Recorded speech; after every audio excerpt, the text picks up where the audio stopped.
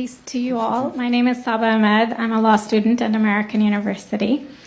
I am here to ask you a simple question. I know that we portray Islam and all Muslims as bad, but there's 1.8 billion Muslim followers of Islam.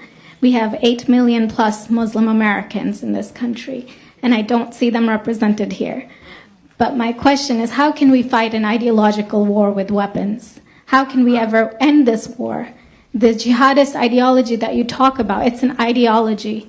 How can you ever win this thing if you don't address it ideologically? Great question. I am so glad you're here, and I am so glad you brought that up because it gives us an opportunity to answer.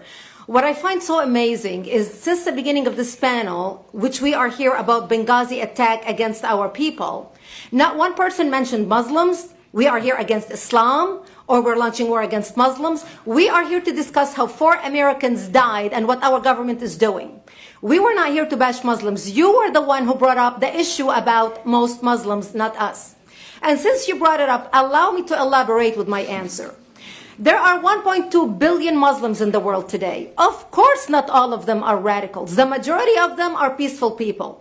The radicals are estimated to be between 15 to 25%, according to all intelligence services around the world. That leaves 75% of them peaceful people.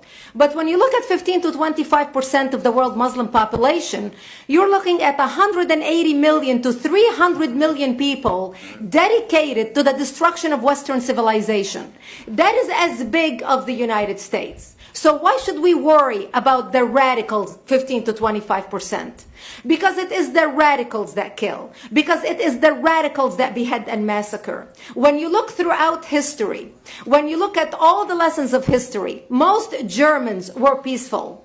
Yet the Nazis drove the agenda. And as a result, 60 million people died. Almost 14 million in concentration camps. 6 million were Jews. The peaceful majority were irrelevant. When you look at Russia, most Russians were peaceful as well. Yet the Russians were able to kill 20 million people. The peaceful majority were irrelevant. When you look at China, for example, most Chinese were peaceful as well. Yet the Chinese were able to kill 70 million people. The peaceful majority were irrelevant. When you look at Japan prior to World War II, most Japanese were peaceful as well. Yet Japan was able to butcher its way across Southeast Asia, killing 12 million people, mostly killed with bayonets and shovels. The peaceful majority were irrelevant. On September 11th in the United States, we had 2.3 million Arab Muslims living in the United States.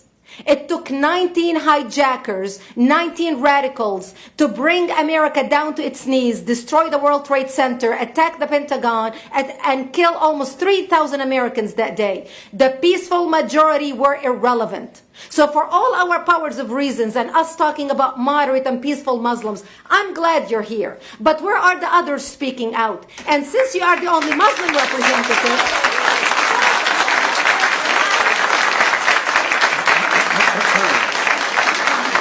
save the applause till the end.